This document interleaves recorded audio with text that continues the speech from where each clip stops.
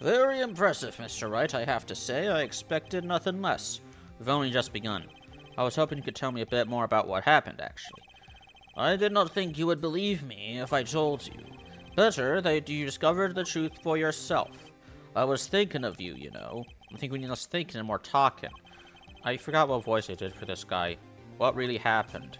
Ah, the way your eyes gleam, Mr. Wright. You all scare Trucy. Speaking of which, where is she? You have seen the problem yourself. The letter. The one shot in the forehead one, right? Yes, and the reason he speaks of. I could not deny my mentor's wishes, even if it meant my own death. Why not? This is something I will not say, for now at least. What's this for now business? I've done many things in my life, some well, some poorly. But this is a cross we must bear alone to our graves. We? You wanted to know about the night of the incident? Finally, this guy sure likes to take his time getting to the important stuff. Of course, I had no intention of shooting my mentor. I snuck into his room that night at the appointed time, and found there upon his bedside table 2 pistols. 2. Yes, the one I had used on stage, and the one that had been used by my partner, Valent. Oh, for the Zack and Valent's quick draw thing? What is happening? My mentor had the look of one sleeping. I stood by his bedside, hearing only the light sound of his breathing. Then I took the pistol into my hand. I cannot deny that my resolve faltered then, for a moment. You faltered? You mean you thought about shooting him? Recall there was a reason I could not refuse his request. His last such request, though not his first. So there were other reasons you couldn't refuse before. To be honest, I've not always been steadfast, and I fear I've brought pain upon Trucy. Was Magnifique coercing his disciple somehow? Why are you being so cryptic? Your head is on the line, bro! That's what was going on in Troop Grammary. Yet, in the end, I did not shoot him. Instead, I turned and shot the clown. I took the pistol I had fired and placed it in my pocket. In your pocket? I believe if you examine the bullet in the clown's head, you will find it to be different than the one in my mentor. What were those called? Rifling marks. Yes, well, that is all I have to tell you. Concerning the case. Concerning the case? You mean there's something else you could tell me? Ha ha ha ha ha. You are a fascinating man, Mr. Wright. Thanks. Yes, there is something. My mentor, his eyes opened. What? Magnifique Grammary? The old double, he was not asleep, you see. Of course, the gunshot would have woke him in any way. And there we had our last discussion as mentor and pupil. It was not a long discussion, maybe 5-10 minutes or so. Oh, that is way too long for me. That's too long. I do not like long conversations. What did you talk about? If you have a long conversation, it can just be an email. Mr. Wright, did I not tell you? It does not concern this case. He seems pretty steadfast to me, or maybe just stubborn. Mr. Wright, your presence is requested in the courtroom. Once again, I am in your hands. Right, let's get back in there. This is ridiculous.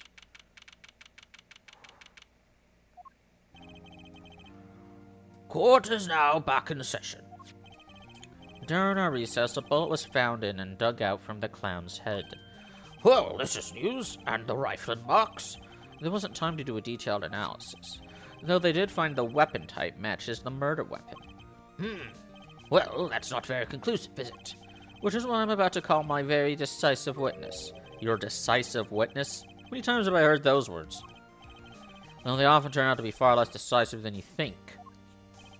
Oh, don't worry on my account. I'm quite confident this witness will do the job. After all, he is intimately acquainted with the players in our little production, being the other half of Troop Grammary's favorite duo, Zack and Valent. Valent Grammary. So we get to meet the great Magnifique's other disciple. He's gonna snitch!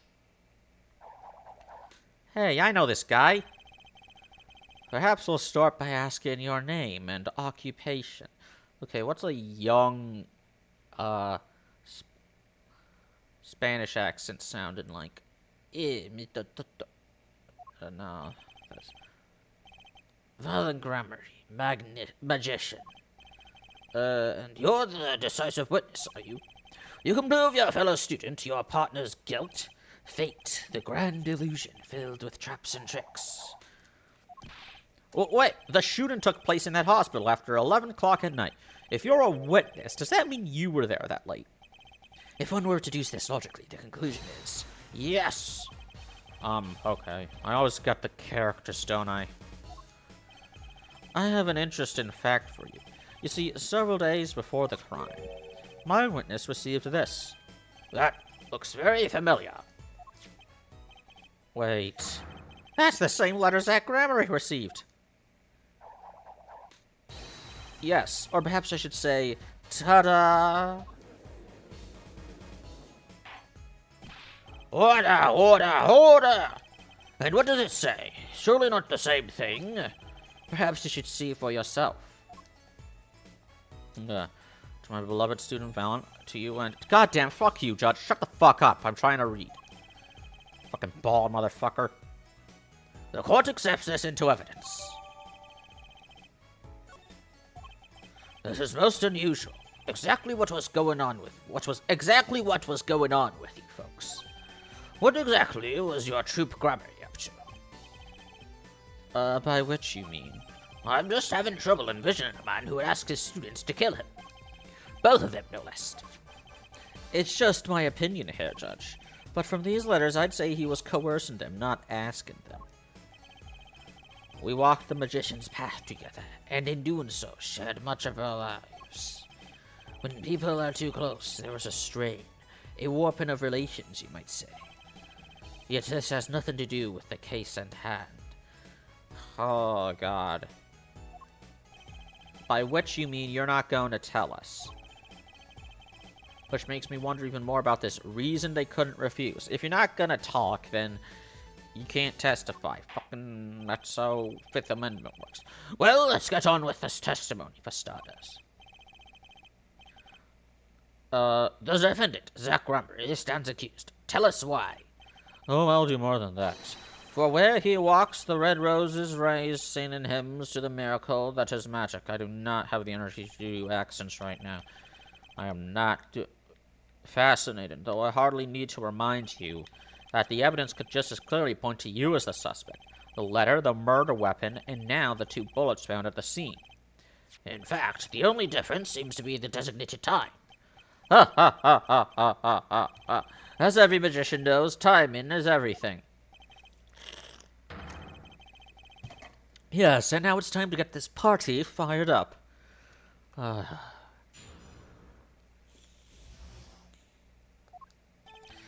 That night, I visited the hospital room at the time Magnifi requested. The smell of gunpowder had in the room, and my mentor had taken his final bow. I did not imagine my fellow student might have received the same instructions. Yet a deal with the dead is still a deal. Death's sweet kiss I gave to the clown. Then I informed the doctor and the police.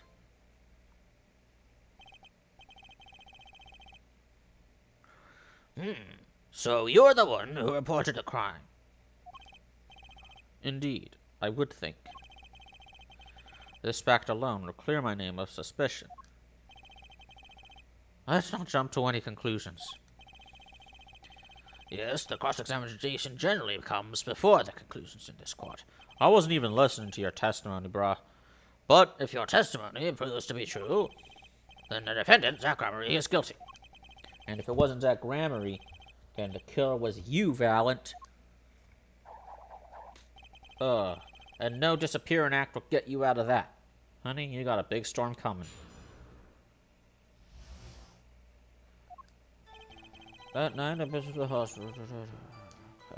I visited the hospital room at the time Magnifi requested. Which, according to the letter, was 11:20 p.m. Indeed. In magic, time is everything. Right. Consider the illusion of teleportation. If I were to appear on stage before my stunt double has left, how would that look?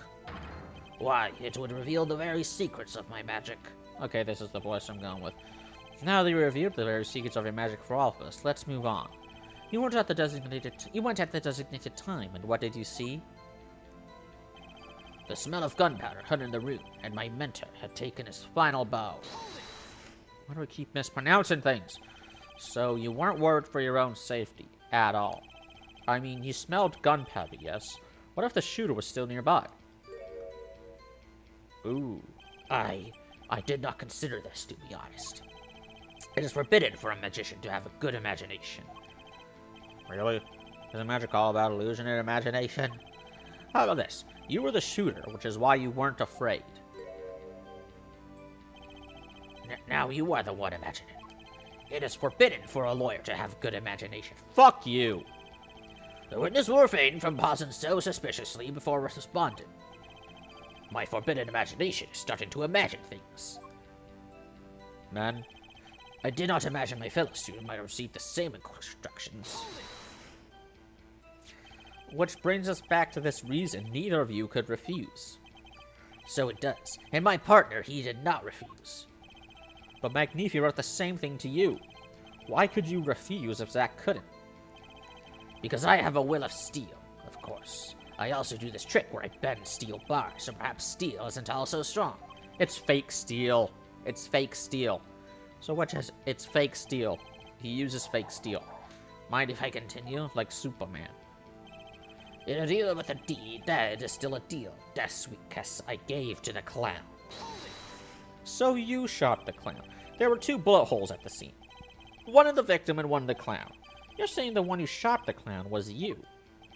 No doubt my partner Zack has said much the same thing. Yeah, because whoever didn't shoot the clown committed the murder. I'd better dig around here a bit more, see what I turn up. Mr. Valen, let me ask you about something else concerning the crime scene. Namely... Shoot. Fuck it, don't... I can always go... The bullet in the pistol, the location of the pistol, or the number of pistols?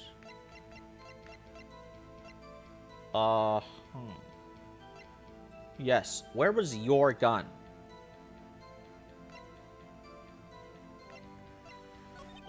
In order to shoot a pistol, you need a bullet.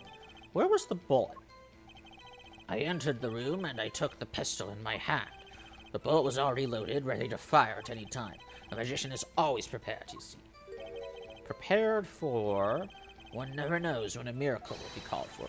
A magician always has 7 doves in his pocket and a white rabbit up each sleeve. Clearly, we're dealing with professionals here.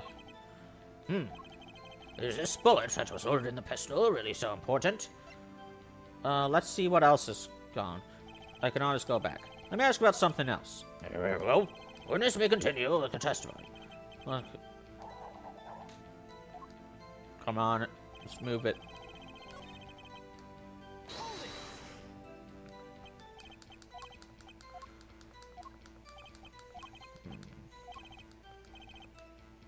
The location of the pistol. Where exactly was the pistol when you entered the room?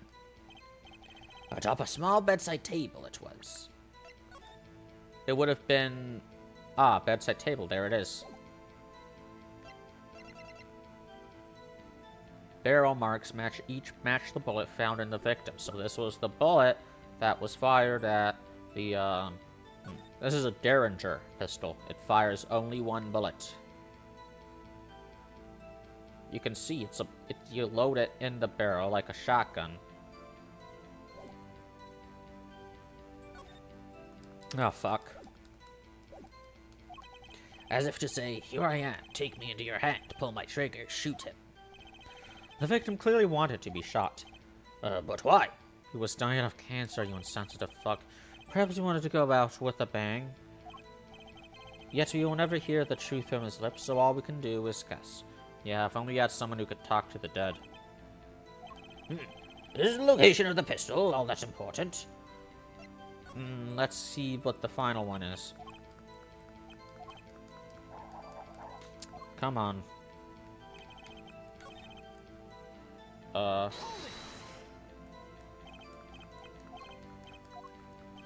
I shot the clown, but I didn't shoot the deputy. How many pistols were there when you entered the room? By which you mean what, precisely? 2 pistols were used in the Zack and Valent quickdraw shooting, correct? 1 for each of you. You are well informed, yet only one of my old friends sat in the hospital room that night. What did Zack tell me back in the lobby? Of course, I had no intention of shooting my men. I snuck into his room that night at the appointed time, and found there upon his bedside table 2 pistols. I see no problem with that statement. Only 1 pistol is visible in the photograph of the crime scene, after all. So you picked up that pistol and fired it? Indeed I did. Alakazam, Alakazing, Alakaboo. That's a Pokemon. Is the number of pistols really so important? Yes. Number of pistols is quite important, Your Honor. Very well. Please add this detail to your testimony. What can I do but obey? Because, I was in the hospital room that night. So you took the only pistol there and fired it? That's correct. And that pistol was this one, which was left at the crime scene. Good show. I see you too. You are a magician of sorts. And you're an idiot of sorts. Do you have any idea what you just said? I see the fire in your eyes as you glare at the witness. So how about heating up this trial a bit? These slow ballots bore me. I've got a hunch, but maybe that's all it is. Maybe I should ask about something else? Wait, no need. On second thought, let's run with this testimony for a while longer. With it, you shot the clown. But, oh fuck, what? Aha! According to the defendant, Zach Gramery, when he entered the room, there were 2 pistols on that table. 2? One of those pistols he used to shoot the clown in the forehead. Then he left with it in his pocket. Of course, this is what he would say. Unlike the hapless clown, we must assume our defendant has some brains in his head. Well, what about Mr. Valent? What Mr. Valent has told us? You see, there's something about his testimony that doesn't make sense. What might that be? Wait, are you wearing a tracksuit? I can see the lines. It's like an Adidas tracksuit. I told you, I took the pistol that was there and shot the clown. Nuh-uh. That's your story, at least. But the rifle marks tell a very different story, Mr. Valent. Recall what Prosecutor Gavin told us. We compared the bullet taken from the victim's skull with the bullet fired from this gun. The rifle marks on the bullets were a perfect match.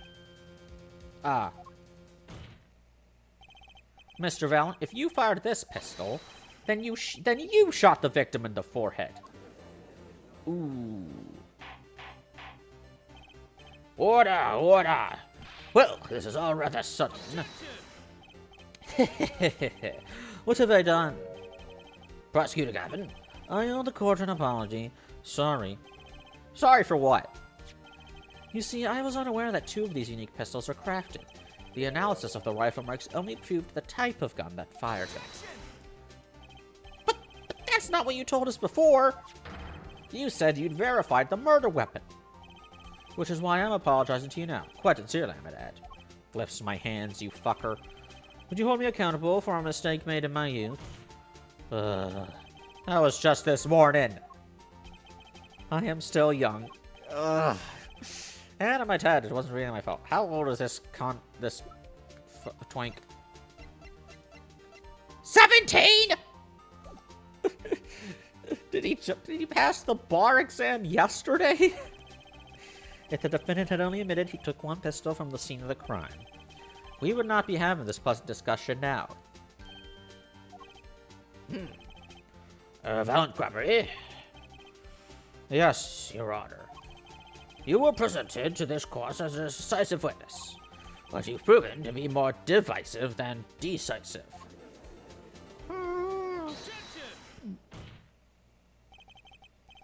You'll see in time. The testimony so far has merely been a review of the facts. The proof comes next. Care to elaborate, Prosecutor Gavin?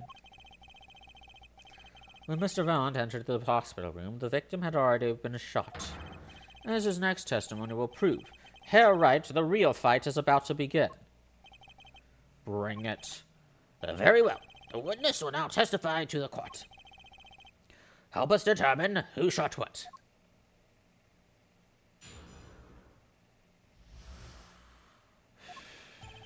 I arrived in the hospital room At the appointed time, which is to say 11:20 p.m. After discovering the body, I fulfilled my obligation, then called the doctor. The doctor examined the body before the police arrived. He was quite clear about the time of death, 11:10 p.m. But, oh, And the one in the room at the time was my partner, not me. Those times are rather close, you have to admit.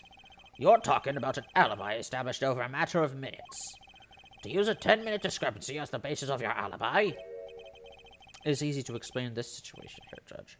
For example, take our debut hit single, 13 Years, Hard Time for Love.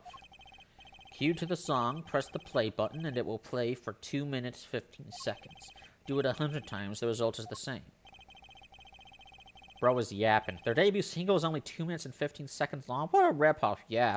Songs should be at least 3 minutes long. Where are you going, girl? Magic is a world of utmost precision. Hocus pocus requires admirable focus. Okay, Dr. Seuss. And in the time of death determined by the doctor there is an uncontrovertible truth.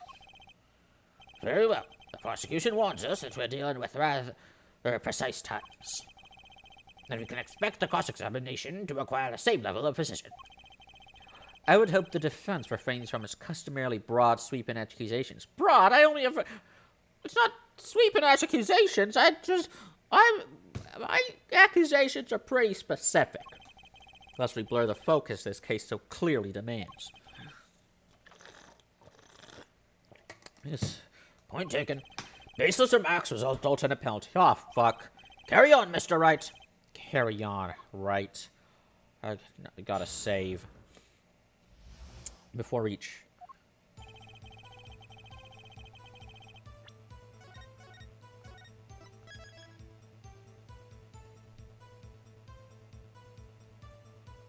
Oh, you fucking game. Oh, you think this is so funny, huh?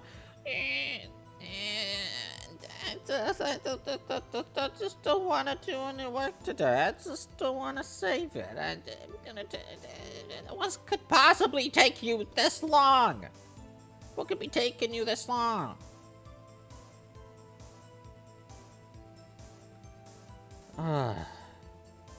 Okay. Discovering the body, fulfill my obligation, then called on the doctor. The doctor examined the body.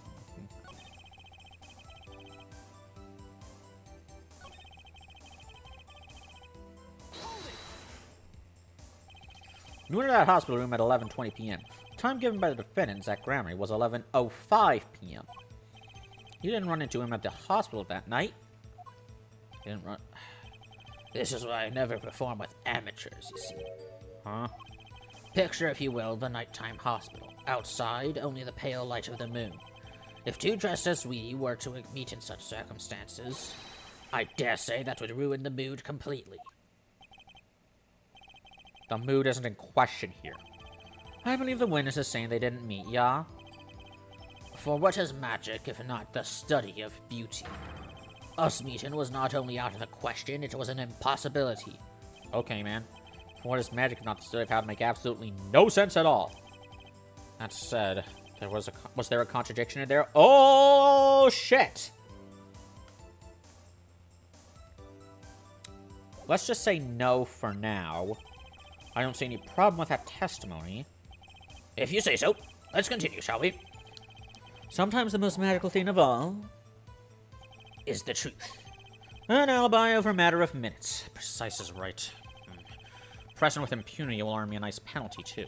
Better focus on one thing, this time of death. Ooh. Time of death.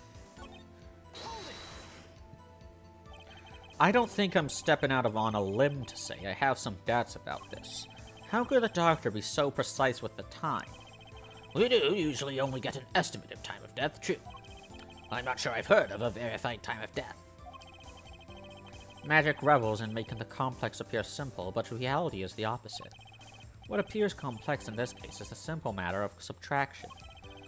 I see another person has done their arithmetic homework. The point here is the IV the victim was taken. It's quite visible in the photograph of the scene. Recall what we heard earlier about the victim, Magnifi Gramarye's schedule. Every night at 11, Magnifi took an IV drip for 30 minutes. Am I gonna have to do math for this? Ugh. I can see the IV bag right there, yes. Now I'll look a little closer. Follow the tube down from the bag to the end. Ah, the needle has been removed. Doubtlessly, it fell out when he was shot. That would seem to be the case. When the needle comes out, the IV no longer drips.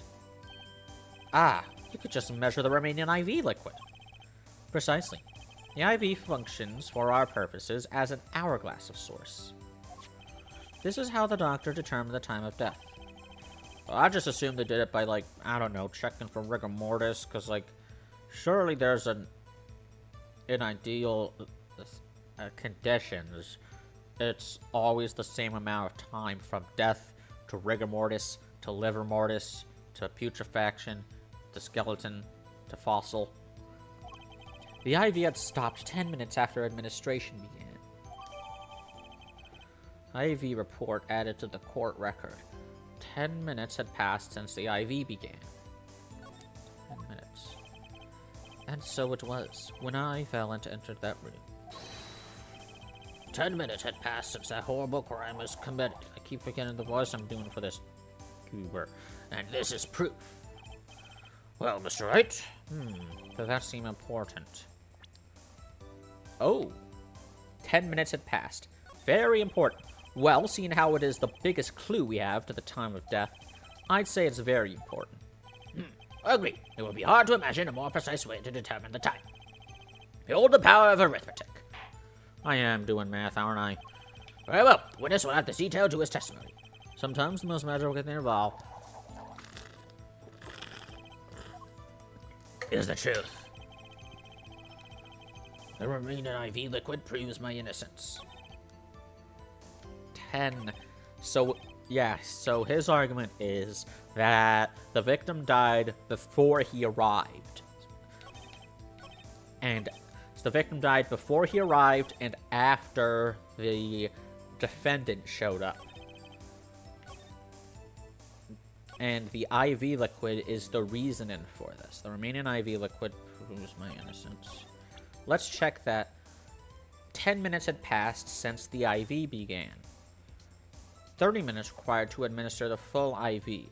So, after 30 minutes, the IV is empty, if it's plugged into someone. From the amount remaining, IV stopped 10 minutes after administration began. So there was still 20 minutes of IV remaining inside the bag.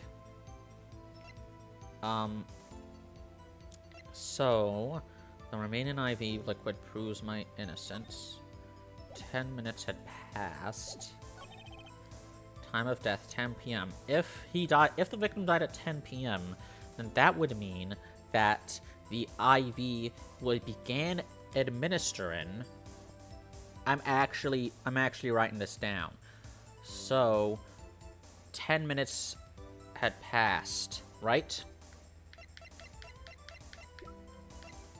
Yeah, 10 minutes had passed, so the IV would have begun at, well, it would have begun at 11.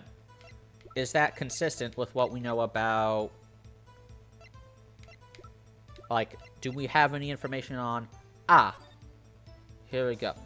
Malignant tumor, the patient has 3 months to live, chronic diabetes requires regular insulin. No information about when the IV is administered. For administering insulin shots has been washed and shows no sign of use. There's got to be something in here, like, damn it, just fucking. I always hated getting shots. Guess Magnifi was giving himself the insulin shots. There's no way I could do that. Wait, Magnifi used this to inject his insulin. Why are there no traces of it having been used? Something to keep in mind. Wait, could that have been it?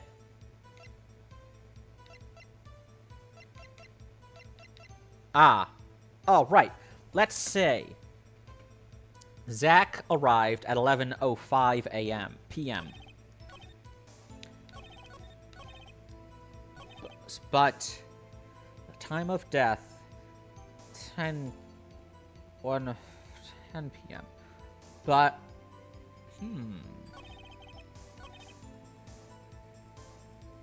suppose we could have waited 5 minutes and then shot him at 11:10.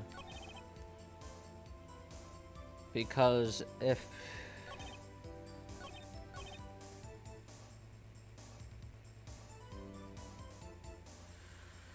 let's press him on it first. See what we get. Did you notice the IV yourself by any chance? When I entered that room, the stench of gunpowder assailed me. Next, the mark of death upon my mentor's forehead. And then his left arm did I spy, a rose, drooping and wilted.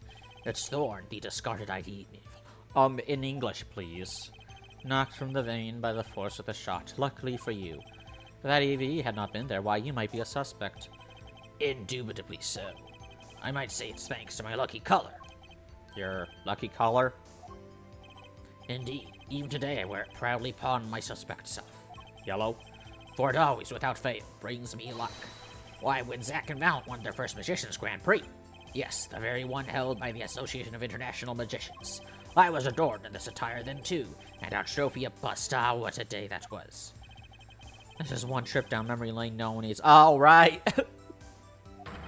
You're getting memories to the Big Top trial, aren't you? My lucky color, yes indeed, and the IV too. I think 'twas hued especially for me, Valiant. It does seem to be the case indeed. Well, Mr. Wright, any thoughts on this testimony? Well, it sure looks hacked with himself. Okay, how about this lucky color testimony? Lucky color? Green?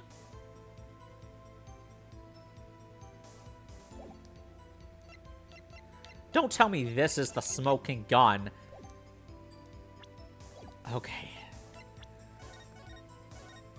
I hope it doesn't take as long as last time, because I swear to God, okay.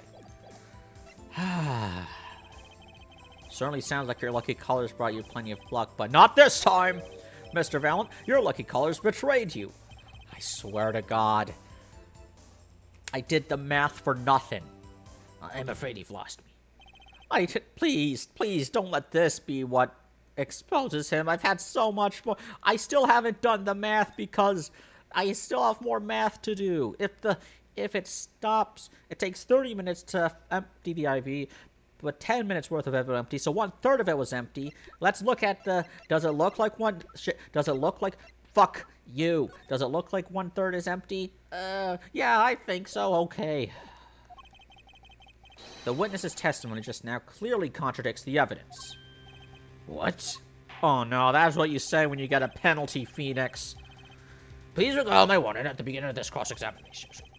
Baseless accusations will be duly penalized. I hope this lady's accusation is well based. Oh, I assure you it's quite based. Don't worry, I've got all your bases right here. Because I'm all about the base. No treble. Let's hear the defense's claim. Where is your evidence that contradicts what Mr. Valiant has told us? The picture. The crime scene tells all, Your Honor. The photo of the crime scene? It's literally, how did you know the victim was wearing a red handkerchief? All this talk of color has me yearning for black and white, clear-cut simplicity. Oh, that's racist. Tell us, Herr Wright, just where in the contradiction is your photo? My pleasure, and I assure you it's quite simple. But I can't promise anything in black and white. Let's hear what Mr. Wright has to say. What in this photo contradicts the witness' testimony? He says that the IV was the same as his lucky color, but the IV is green. Valiant Grammary, let's get one thing straight about your lucky color. It's yellow, yes? Kind of takes the mystery out of it, but yes. Something wrong with yellow, Mr. Wright? Yes, there is. Decisively wrong, in fact. Take another look at the photo of the crime scene. Oh, what's this? Confusion, doubt. Tell us, what do your elderly eyes spy? Even my elderly eyes can see a problem here, Mr. Valiant. Look at that IV bag. Oh my god, what if this revealed that the judge is colorblind? Ah! What is this? What foul magic? With a K. It would be hard to call the IV liquid yellow, and I'm afraid no magic was involved in the taking of this photograph. Oh god, what if it gets revealed that that the magician is colorblind? So we thought it was yellow. Alakaz, no! Huh, 7 doves. Order! Order! What does this mean? Oh boy, here we go. This is some kind of mistake. Hey, what happened to your accent? What accent? Yes, Prosecutor Gavin. Your witness's mistake. The greener they are, the harder they fall. Sorry, bro. I was fucking yawning. I suppose there's no substitute for experience. Valiant Grammary, as you reminded us several times, your lucky color is yellow, but the IV is clearly not. Well, this contradiction can mean only one thing. And to think, you almost had me. I see your true colors now, Ace Attorney Phoenix. He said it, guys. Oh, wrong button. something you'd like to tell us, Prosecutor Gavin? As far as this court can tell, the witness's testimony does contradict the evidence. Ha ha ha ha. Yes, a contradiction. But one that I shall be pleased to hand right back to Mr. Wright. How do you mean? How? Because the witness has made no mistakes. I agree at a glance that IV liquid does appear a sort of greenish yellow, but I assure you the liquid itself is quite yellow. Yellow liquid? How can you say that? As far as I can tell from this photo, it's green. Yes, but what color is the IV bag itself? The bag? You mean the plastic bag on the hook? It looks like, I want to say light blue. Ah, god damn it, he's using color theory. Speaking of color theory in hospitals, figured it out yet? Put a yellow liquid in a blue bag and you got green. This, incidentally, is the liquid's true colors, But he would have no way of knowing that! He would have no way of knowing that! I see. Your explanation does have the ring of truth to it. You would have no way of... See, Phoenix is calling this bullshit out. As I thought, there's no substitute for experience, Prosecutor Gavin. What? You may tell a good tale, but you've just proven something rather grave. For you, that is. Grave. The liquid in the IV is yellow, yes. But how did this witness know that? It's quite unnatural when you think about it. You did think about it, did you? Urkel. Your Honor, the defense requests an explanation from the witness. At the scene of the crime, the IV liquid appears to be green. So let me ask, how did the witness know the IV liquid was actually yellow? Dalakazong! I've missed that theme. Order! Order! But Mr. Wright, you will explain this at once.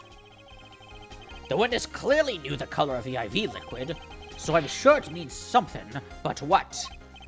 I can think of only one possibility, Your Honor. The witness, Valiant Grammary, has testified that the IV liquid is yellow because... Oh shit, let me save. Let me save first.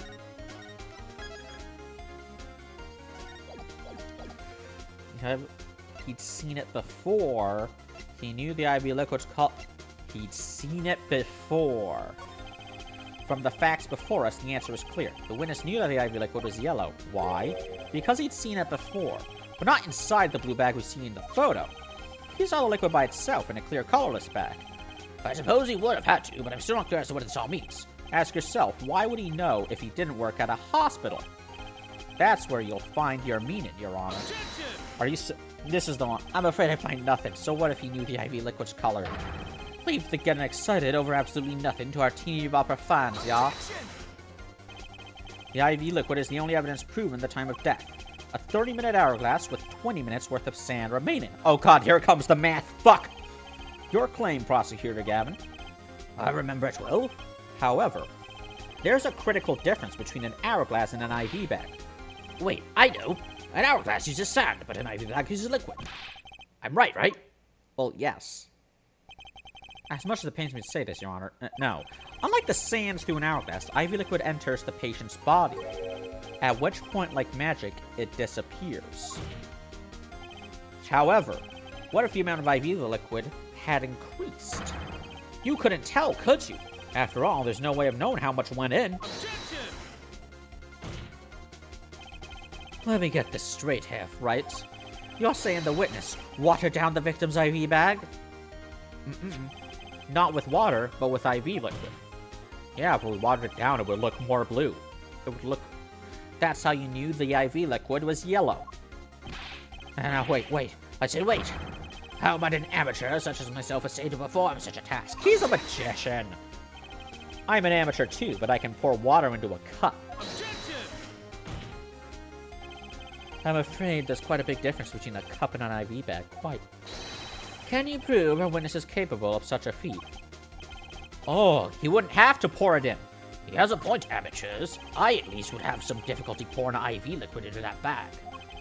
You don't need to be an expert to see the look on the witness's face. He added liquid to that IV to throw off the time of death. I tire of these fairy tales lacking evidence. Well, Mr. Wright, any solid evidence to bring us back down to earth? Valiant Gramarye, I'm afraid our magic won't serve you well in a life of crime. Might I ask what you're strongly suggesting? Magic relies on props, and props become evidence. Our witness was certainly able to increase the amount of IV liquid in the bag. All he had to do was work a little magic, and the prop was the syringe. It's the syringe. The victim's syringe? It's the perfect prop for the magically increasing IV trick, and easy enough for an amateur to use. What kind of evidence is that? The syringe was clean, not a trace of liquid in it. Because he washed it. And don't you find that odd, Prosecutor Gavin? What? The victim had the syringe to administer his insulin shots. There should have been traces of insulin left inside. Well, Valiant Gramarye, as you pointed out yourself, the IV liquid makes the perfect clock. One that you could manipulate at will.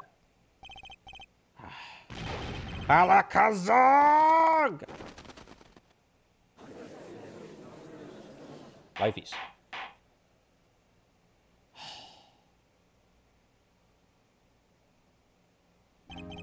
I do believe, well, with this being his first, that the burden of this trial has been a bit too much to bear for Prosecutor Gavin.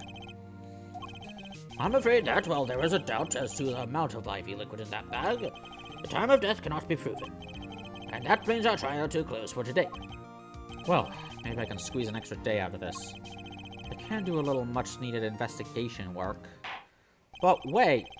I see the Oh god, the fucking last-minute objection. He banged the gavel already! Oh, fuck.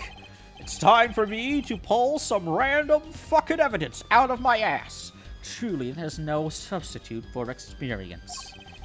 Nothing blinds one to the truth so effectively. A word to the wise.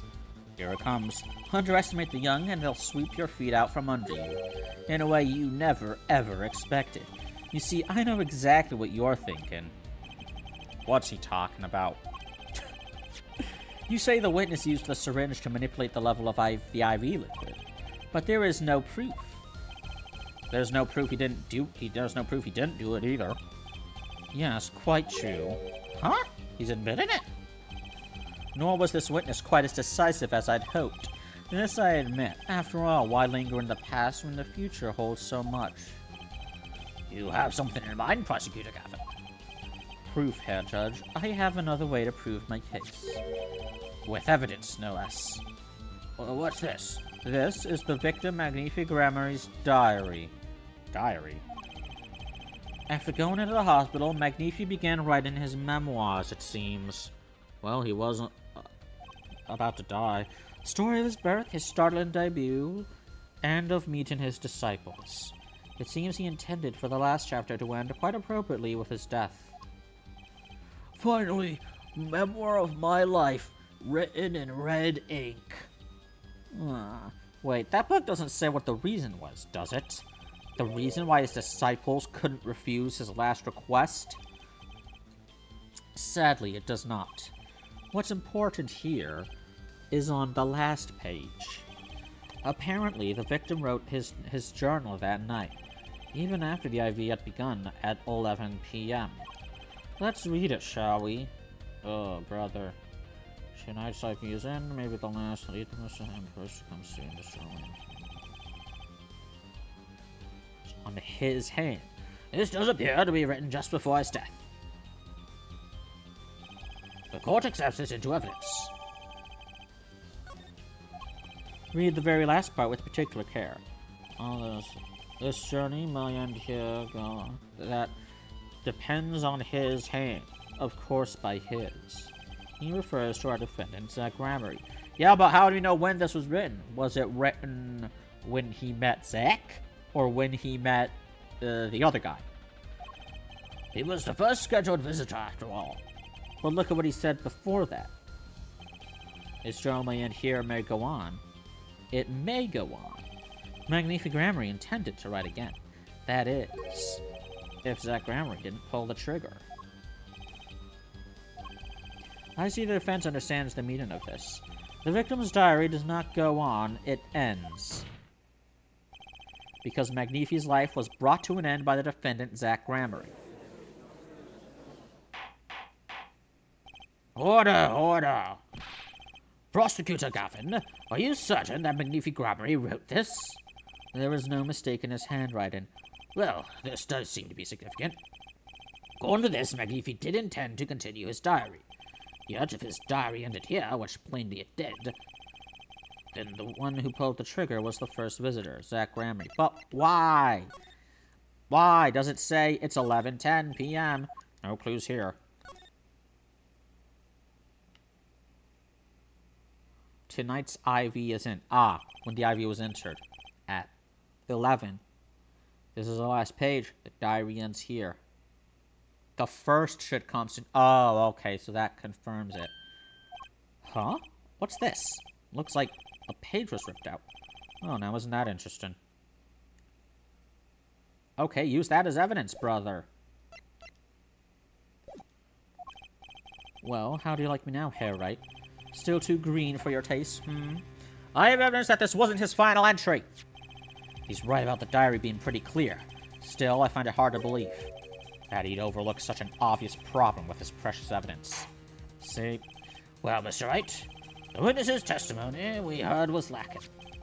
But to put it together with this evidence, it seems quite sufficient for our case.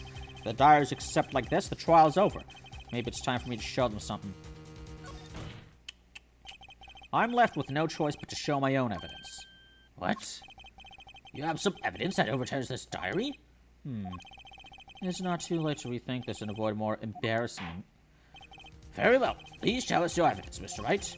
Incidentally, don't even think of showing us this diary I've just shown to the court. Fuck you!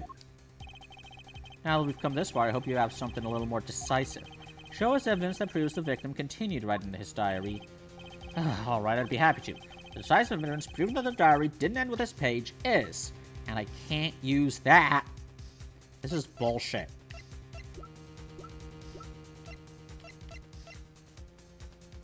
Wait. Aha! First, take a close look at this diary. Note that a page has clearly been ripped out. What's this? I hadn't noticed that at all. That's why we're still here talking about this.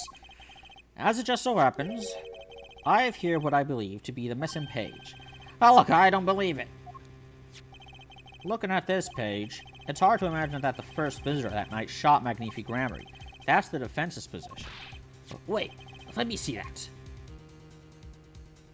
Less than 10 minutes. What in Sam Hill? Why, this is the continuation of the victim's diary.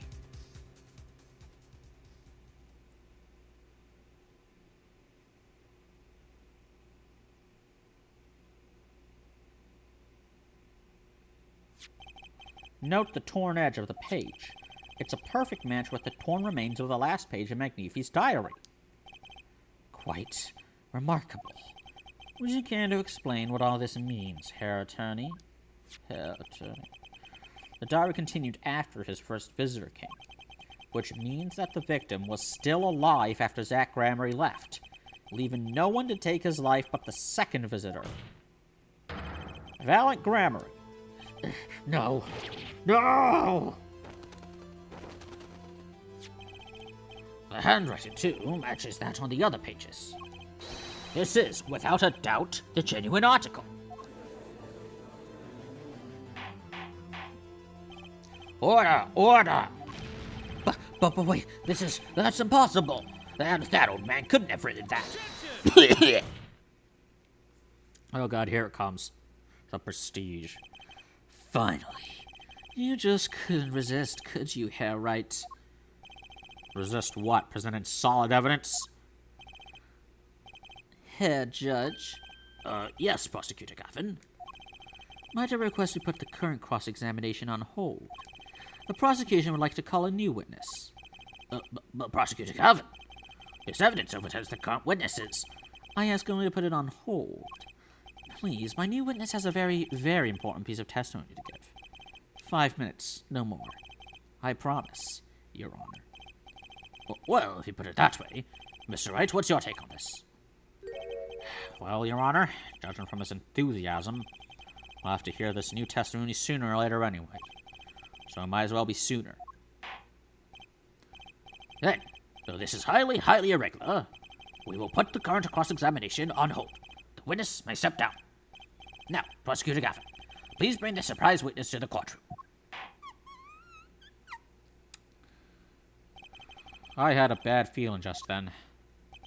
That ripped-out page was too obvious. He must have known.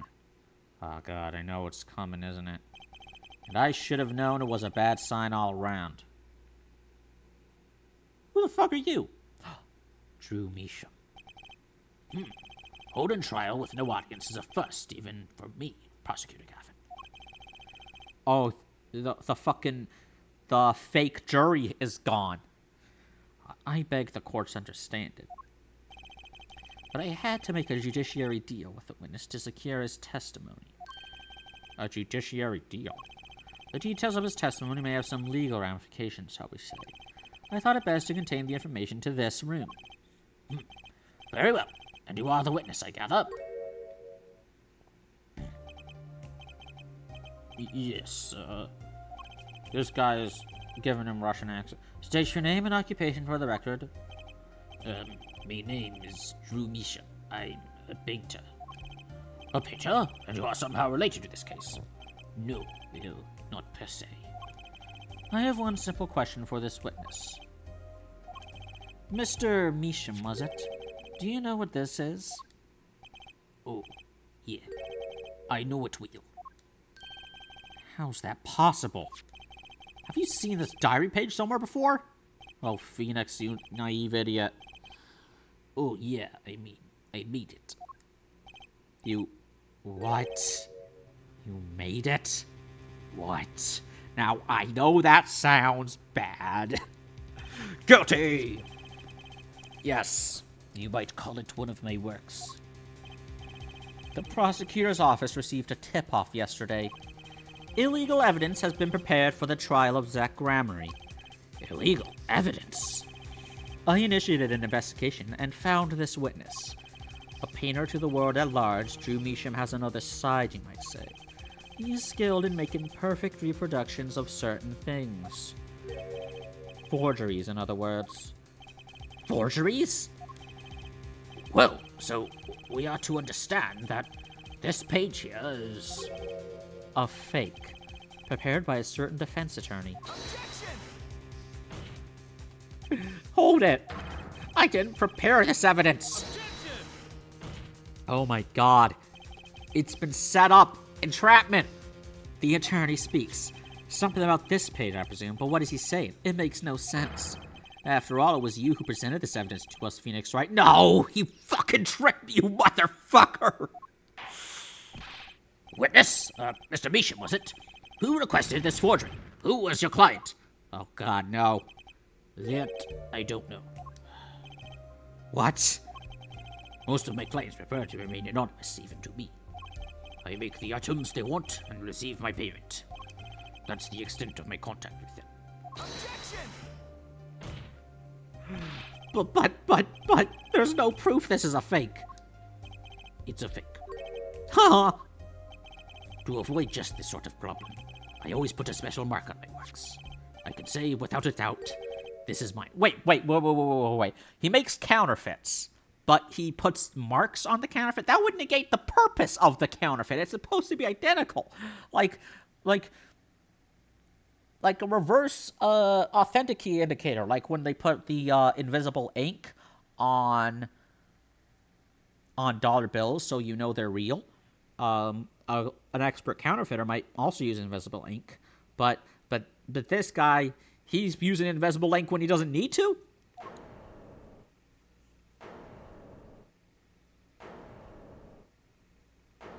It's like, okay, to check this for fakeness, I will put the black light over it, and oh, it seems that there is an invisible ink drawing of a penis. Mr. Wright, you have just presented illegal evidence to this court. My court.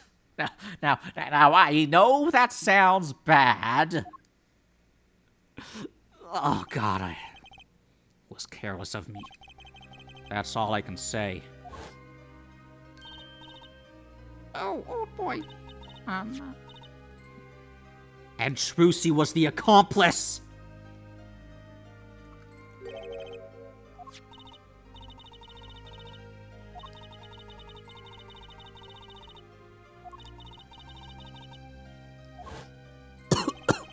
It was all a trap. A fatal trap. Oh, God. Mr. Wright, Yes. do you have an explanation for yourself? If I did, would the court hear it? Probably not. Forging evidence is a serious crime. And presenting it in court, a serious mistake. A fatal mistake for an attorney. Fatal, too, perhaps, for your client, I fear. Why is this where the judge draws the line? Like, I know I've asked that so many times, but, like... I have one rule. Oh, what's your rule, Judge? Is it, no surprise evidence? No. No surprise witnesses? No. No updating the autopsy report? No. No forged evidence? Yes. That's it? That's your one rule? I am so sorry I broke your one rule, giant bat. All I... Where's dead? What kind of defendant relies on forged evidence? No, he's getting canceled. The answer is quite clear. A guilty one. Your Honor, wait. I understand that presenting forged evidence in court is a serious crime. But you cannot hold my client responsible for actions I undertook as an individual. I am sorry, Mr. Wright. Your Honor, another close call, I dare say. If the prosecutor's office hadn't received that hot tip, everything would have gone the way you wanted it to, yeah? I even gave you a chance. Too bad you decided to not think before embarrassing yourself. I see no need for further discussion on this matter. Special witness dismissed.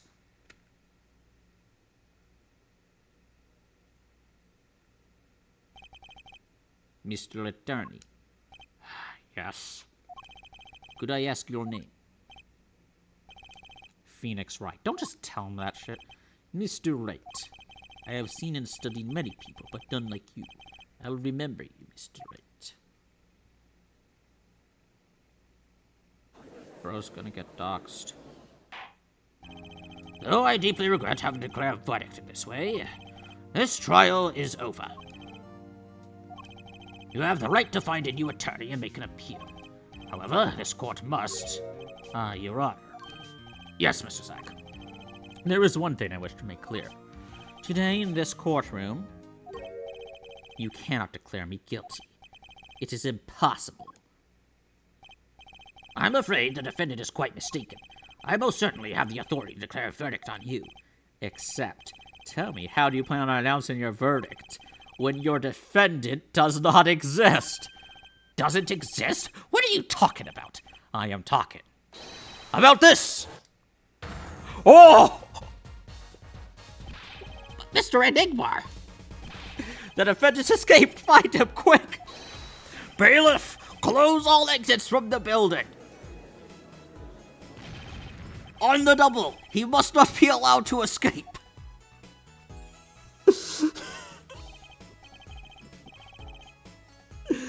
That day in the courtroom, a miracle occurred. The defendant, Shady Enigmar, aka Zach Gramery, did not just escape from court. He literally, unbelievably, vanished. Right before the bailiff's eyes. No one ever saw him again. Not since that day. This is the Gramery miracle!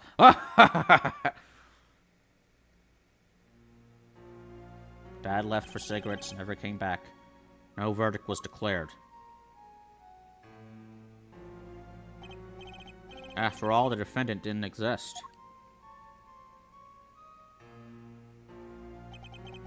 That's how it happened. The trial of magician Zach Gramery vanished, along with him for all eternity. The mysteries that remained behind were all solved, however, but not until 7 years later.